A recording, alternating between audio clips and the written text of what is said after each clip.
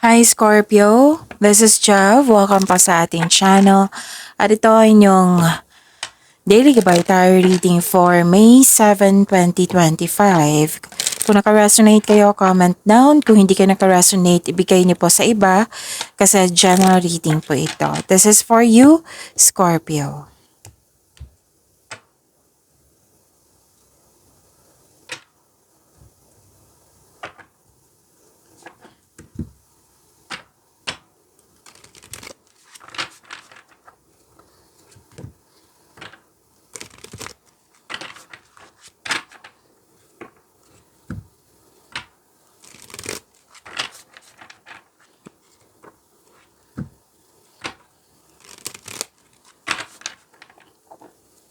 Para po ito sa inyo, Scorpio.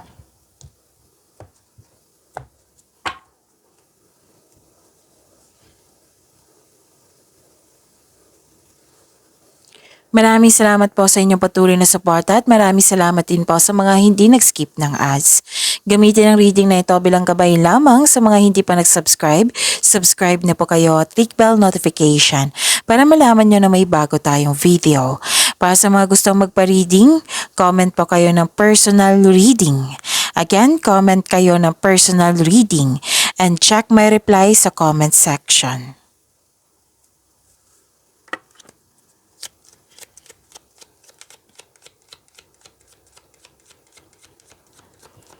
Spirits Guide, mga ganap po para kay Scorpio. I need 3 cards po.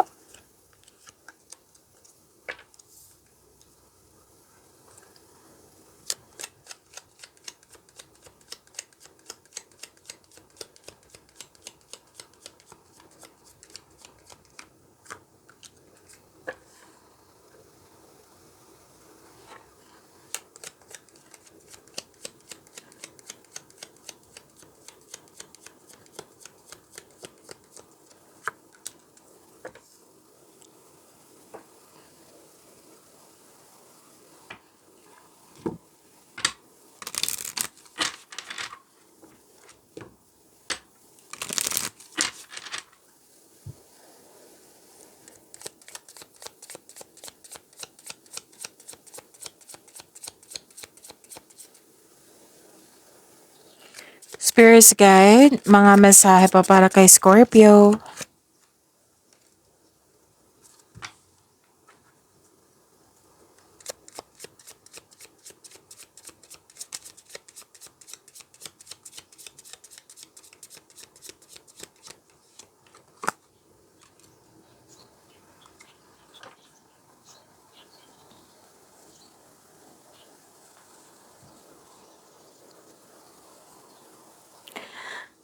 Scorpio, ang ganda. Ang ganda Scorpio. Okay. Prosperity. Prosperity, cash flow, transaction. Pwedeng may dumating na opportunity na makapagbigay sa iyo ng financial growth. Hope and healing, personal development. Nagsaliksik kayo dito Pwedeng sa internet to para may makuha kayong truth or clarity. Pwede din may matutunan kayo para may matutunan kayo learnings. Okay, nakatanggap kayo ng blessings and success. Wow! Ang ganda, Scorpio, claim nyo po. At tsaka maraming ideas. This is blessing also. Maraming ideas na bibigyan mo ito ng action. Okay, this is success, may positive outcome, and you deserve this joy and happiness, Scorpio. Wow naman, ang ganda naman, Scorpio. Claim niyo po ha, ang ganda.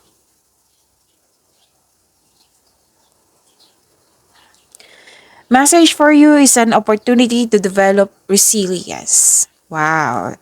So, yan. Dalawang card na po nagsabi dito na may dumating na opportunity. So, it's a reminder to appreciate what you already have. So, see that? Nakatanggap kayo ng blessings. So, this is gratitude. So, it's a reminder to appreciate what you already have.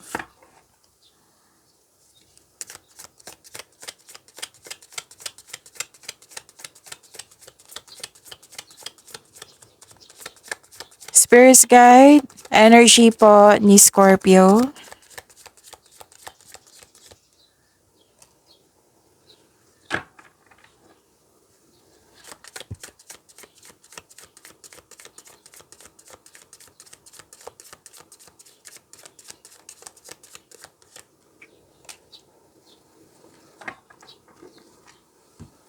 Kung may narinig kayo or may nakita kayong repeating message, like for example, nanood kayo ngayon ng May 6 and May 7 na video reading nyo, tapos may napansin kayo na repeating message, yan po yung pinupush ng cards nyo na kailangan yung bigyan ng atensyon, na kung maaari din po, bigyan nyo po ng solusyon at aksyon.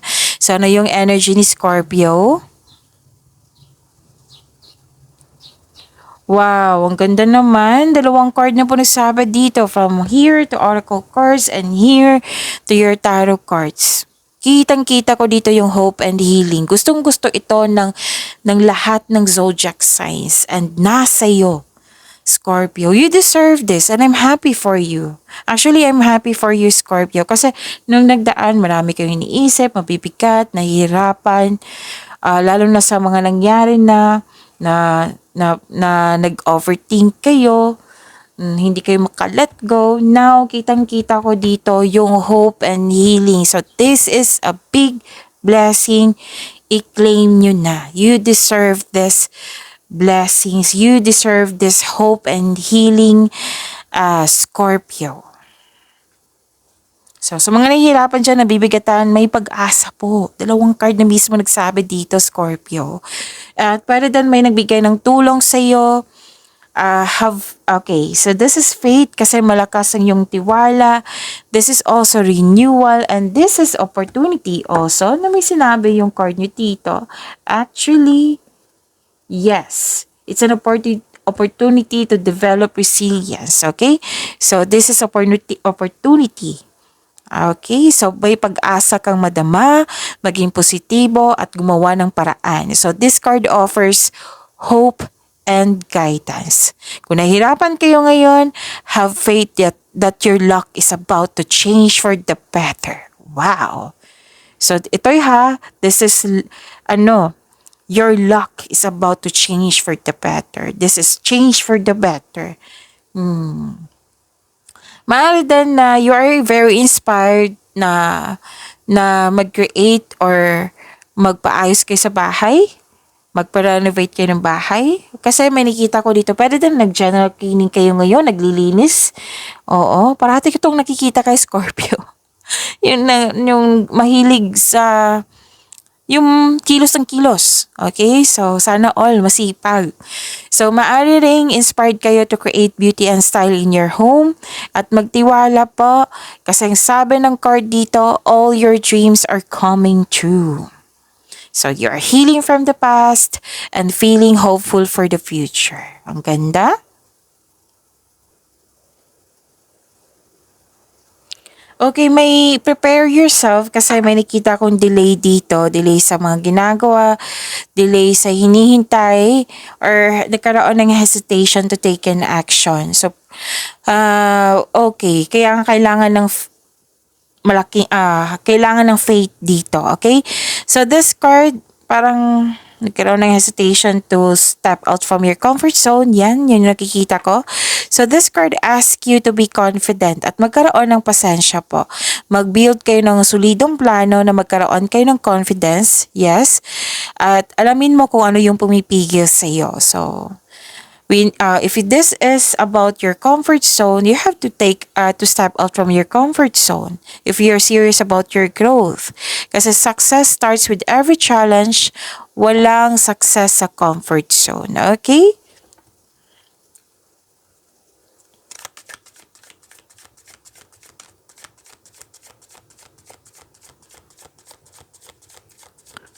Spirit guide, career and money ni Scorpio.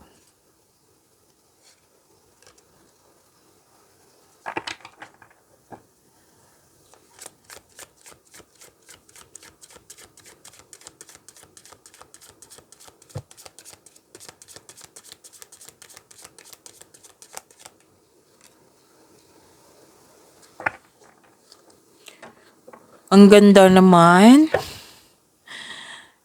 Scorpio, I'm happy for you. Kasi may ano dito nangyari. 'Di ba may sinabi dito na success? Oh, may sinabi din dito na success.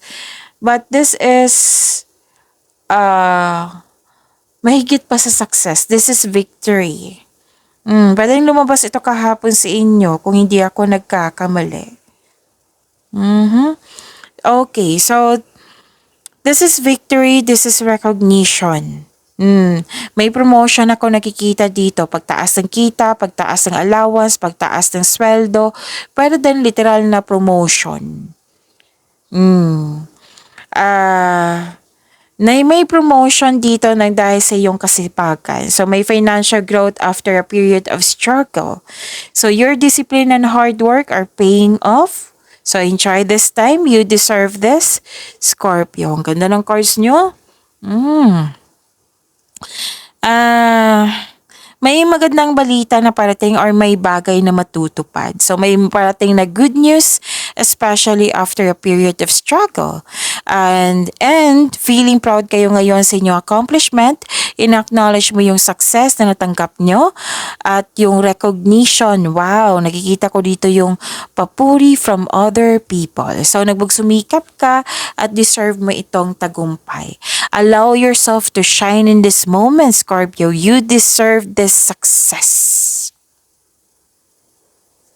May pagkakaisa din dito. You're making memories din.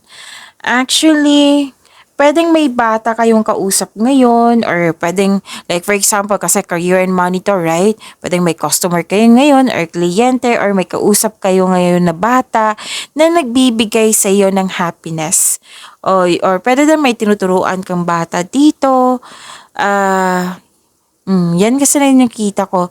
Pwede din na yung group of people, pwedeng family mo ito, pwedeng co-workers mo na family, na para mong family, nagbibigay sila ng motivation sa iyo nang siyang dahilan na magkaroon ka ng focus sa pag-achieve ng goal mo. So this is inspiration. Okay, so may plano kayo mag-outing din, mag-reunion. May nakita ko dito, may nakita talaga ko nag-spend time sa bata dito. Ito yung tinuturuan mo, pwede. So, pwede din, spending time for your inner child. Kasi kung mag-spend time ka sa inyong inner child, it will refresh your energy. Yes, it will refresh your energy. So, yun, ang ganda, na-motivate po kayo. This is pagkakaisa, you're making memories. Diba? Ang ganda ng cards nyo.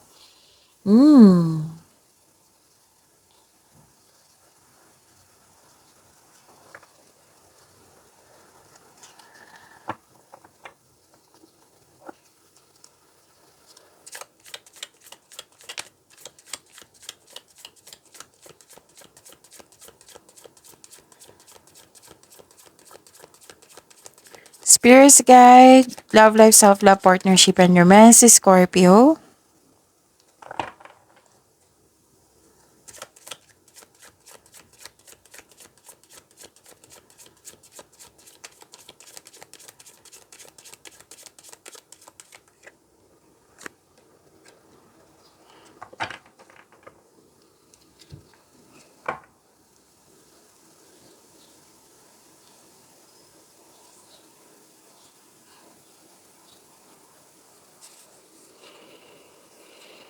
Okay, so this is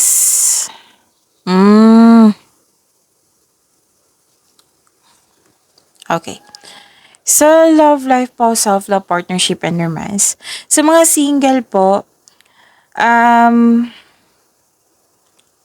some of you hindi pa handang pumasok sa relasyon kasi nga may trauma sa nakaraan.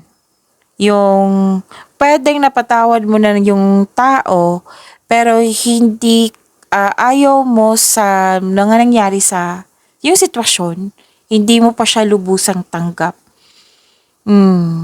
Or hindi maganda yung iniwan ng past love mo sa iyo. So, hirap kang magtiwala sa ibang tao. So this card tells you na mag-move on po kayo. Let go mo na yung worries mo, patawanin mo na yung sarili mo, yung sitwasyon, yung tao. Pwede mo naman siya patawarin through your mind and heart para sa inner peace mo. Gagawin mo ito para sa iyo. Oo.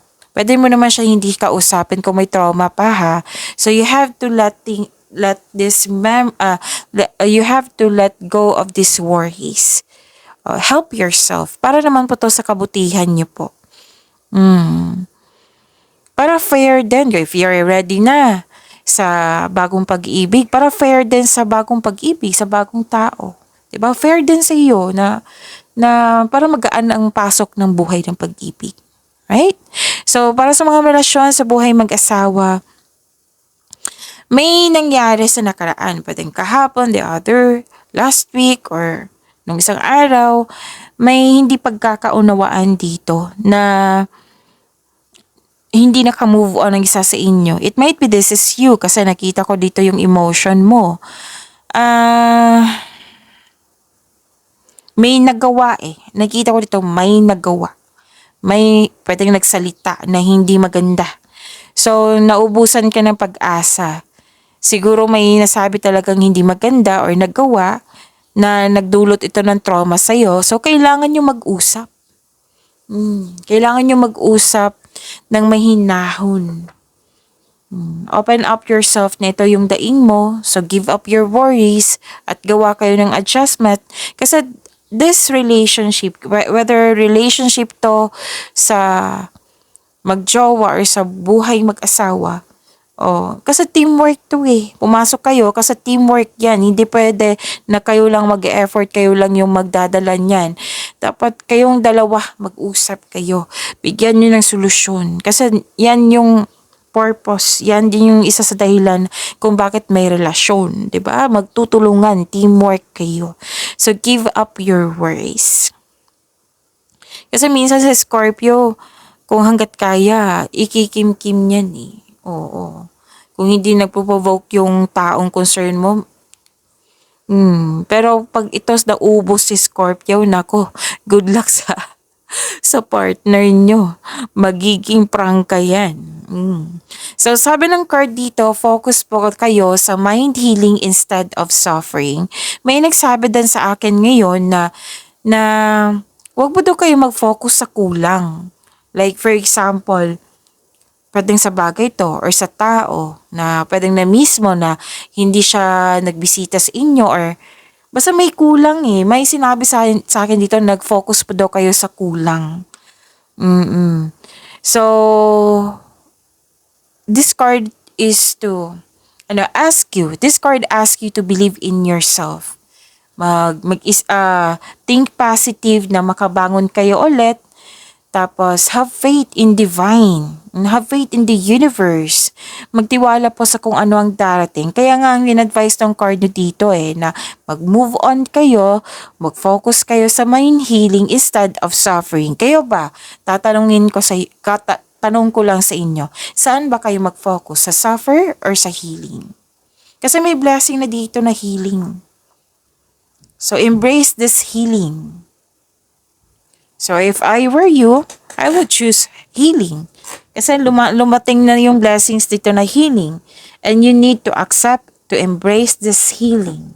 Siyempre, importante yung letting go sa mga na nag-cause ng nabigatan ka, nalungkot ka. Pwede din nagkaroon ng, may nakita kasi ako dito na,